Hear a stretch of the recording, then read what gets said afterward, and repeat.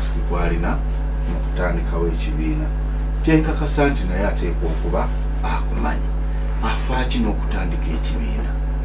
Kakati kiyinza okuba nga ekigendererwa kye ekyaddala si kyakutandika kibiina wabula nga kyakulembera kisinde naye ng'ekikola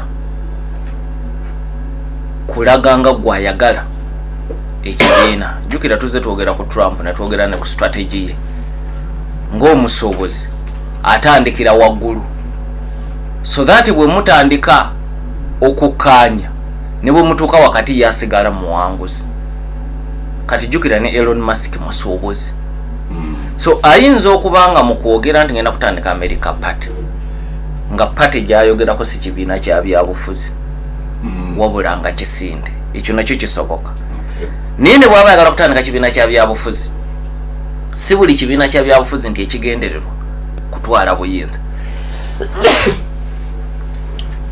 Ampuliriza konsasire kakati so okwetoloola ensi si buli kibiina kya byabufuzi nti kiba kyagala buyinza.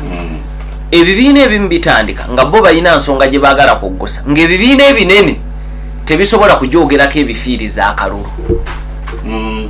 Kati ojja kulaba tunulira ekibiina kya Green Party German kyo tekifa nnyo okubeera mu gavumenti. In fact bwe kyakitondebwawo gavumenti eno eyakavaako yeyokka gye kikoze nakyo omukago naye mabega eyo yonna nga bakiyita nga kigaana kuba kimanyi bwe kinajja mu gavumenti ensonga zaakyo ez'obutonde bw'ensi buli obuli ku extreme left kijja kuseeseetuka. Kati ne mu America era Green Party gyeri mu America olina ekibiina ekirala ekya Nudist Party. Era lumu kandidate waakyo yavuganya kuba president ng'ali bute yakwata bukwasi wano yesebo yeekubye ekifaananyi ng'avuganya kuba president ng'ali bute naye n'addira omukono n'agubikkako wano maaso n'ateekako ebigambo nti nze siina kye mbakweka. Kitegeeza gavumenti yange ejja kubeera ya bwerufu nga bwe mundaba ne gavumenti bw'ejja okuba. Kakati ekigendererwa kyabwe si kutwala buyinza naye kuteekawo mulamwa ku bwerufu mu gavumenti. Kati ba third party candidates oba third parties bwe batera okuyambira mu byobufuzi by'amawanga nti ebibiina ebinene biba byegendereza nnyo obutasobya balonzi. Bano ba third parties bo tebatya nnyo kusobya balonzi kuba bakimanyi tebagenda kufuna bwa president tebagenda mu gavumenti bafunayo bifaawo kimu bibiri bisatu naye ensonga zaabwe ne zibeera ku mulamwa kubanga debate ezo zibaawo bano abanene ne batya okubyogerako naye ono bw'aba yakyogeddeko n'amole ne gakyogerako kati nabali bakakibwa okukisiinyaako waakiri. Kati Musk asobola okuba nga ayagala kibiina naye ng'ekibiina tekyagala bukulembeze kyo kyagala kuteekawo mbeera ya bunkenge naye ate asobola n'okuba nga ekigendererwa kyo kutondawo kisinde. Ebisinde biri mu bibiina by'obufuzi byonna mu America. Emabegakawo ekisinde ekyali kisinga okuba ekyamaanyi mu Republican Party baali bakiyita Tea Party Movement. Kisinde ekyo 2008 kyali kikulemberwa Sarah Palin. Sarah Palin ye yali omumyuka wa John McCain mu kulonda kwa 2008. McCain we yavuganyiza n'Obama. Yali mukyala mu kiseera ekyo gavana w'essaza eri Alaska. Kati Sarah Palin mu Republican Party baali balabanga abanene omuli McCain n'abalala baali batandise okuseeseetuka okudda wakati okufuuka ba moderates. Kati nga ne wavaayo ebbugumu ery'abantu abaga nti twetaaga okudda ku extreme right gye twali ne baleeta omukyala Sarah Palin takkiririza mu nkola za kizaalaggumba takkiririza mu kujja mu mbuto ye kennyini yali mukyala wanzaalo 5 mu America oyo taba wa bulijjo kati baga tulina okuzaala waffe bakyerupe bwe tutaazaale ensi yaffe egenda kututwalibwako. Kati omuntu alina ebirowoozo by'ekika ekyo be baali mu Tea Party Movement.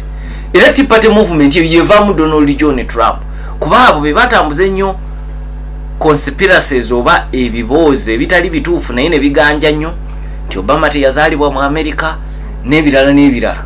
The Birth Movement eyakolera ennyo Trump. So kati Elon Musk ne bw'olaba Trump amukwata na bwegendereza nti ayinza okugamba nti ayagala ekibiina naye nga si kyekigendererwa ekituufu n'abeera awo n'atambuliza gavumenti yo ku bunkenge kubanga okutandika ekibiina kuzibu naye okukyankalanya ababaka ba Congress mu kamyufu ekyakisobola ng'akozesa super pack ye ekyakisobola.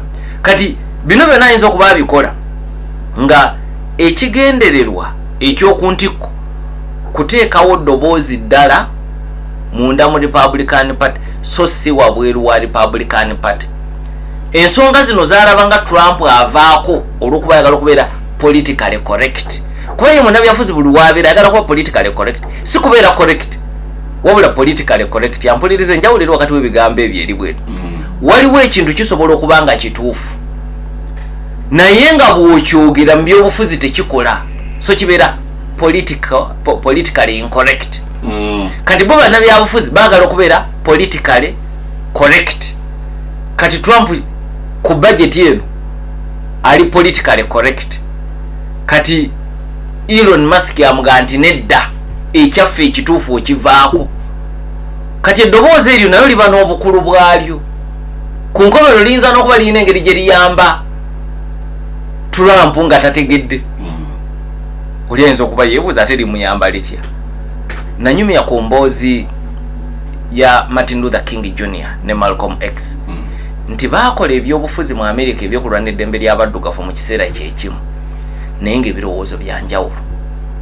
Malcolm ayagala kukozesa maanyi ne violence. Malcolm ayagala n'Amerika bagigabane, baddugavu babeere ku byabwe n'abazungu byabwe. Malcolm nga tayagala na buwagizi bwa muzungu yenna mu struggle ye. Martin Luther nga ye wanjawulo, jukira yali munadini, ayagala bya mirembe, ayagala kukozesa mateeka, ng'ebyo byonna bitambulira nga n'abazungu be bavujjiriza abakulu. Kati lumu Malcolm X n'agenda Georgia, Martin Luther gy'asibuka gy'alina amaanyi n'amuvumirira n'amuyita Uncle Tom. Uncle Tom mu America kitegeeza oyo omuddugavu ali mu buyinike naye nga tamanyi. The house Negro ye yalowooza nga wakitalo ku faamu Negro, kumbe bonna baddu naye olw'okuba asula mu basement y'omugagga alowooza asinga bali abasiiba ku lubimbi. Ng'era oli bwamugamba tudduke wano amugaa nedda ssebo, nze sisobola kuva wano, kino kyekifo ekisinga okubeera ekirungi. Kati n'amuyita Uncle Tom kyali kigambo kizito nnyo okukiyita Malcolm. N'anyiiga nnyo.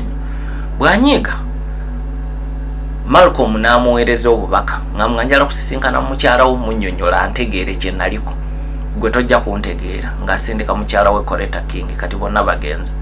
Bw'amusisinkana ng'amuga nti kye nazze eyo sazze kunafuya bbaawo, nazze kumwongeramu maanyi nga tategedde, nazze kulaga bakyeruppe abakyesisigiriza Georgia nti bataakolagane naye ate bagenda kufuna omubinzi atajja na kubawa mukisa, nze bonna nga njagala kubasaanyaawo obusaanya. Obubaka bwe bwatuuka ewa Martin Luther King yatuuka kufa nga yeewuunya Malcolm X, naye byembi tebaasisinkanako mu bulamu bwabwe. Omu yatemulwa 658 ne buli omu ekkubo yayitanga mu lyanjawulo. Baakikola mu bugenderevu. Bo bennyini tebaatyaga. Kubanga buli muntu byali avuga nga byanjawulo naye nga bonna balwanirira ddembe lya muddugavu. So na wano Musk mu byakola kiyinza okubaako n'engeri gye kiyamba Trump nti bwabeerawo abeesisigiriza mu Republican Party, Trump abagamba nti mulaba Musk ne banne bwe banaaleeta candidate oba omuntu n'atwala Republican Party nga avuga ebyo tasobola kuwewamu, muyinza okubeera mu kiseera ekizibu. So enkola ya mirundi ebiri nti Musk amanyi obuzito bwakyo naye Muganda ga nti tezifudda dda na lusogo. Nkakasa mbino byonna tajja kuviira yawo kubanga obunkenke bwatadde ku babaka kyekirwaki jukira House of Representatives yakiyisa mu May, kati tuli mu gwa 7 ensonga tennagu, ekyo si kya bulijjo. So otegeera nti era ye Musk jukira Senate eyina ne byajjemu bingi, kati awo wonna ye Musk aba afunye obubonero. Okay, tugendeko ku lutalo lwa Israeli ne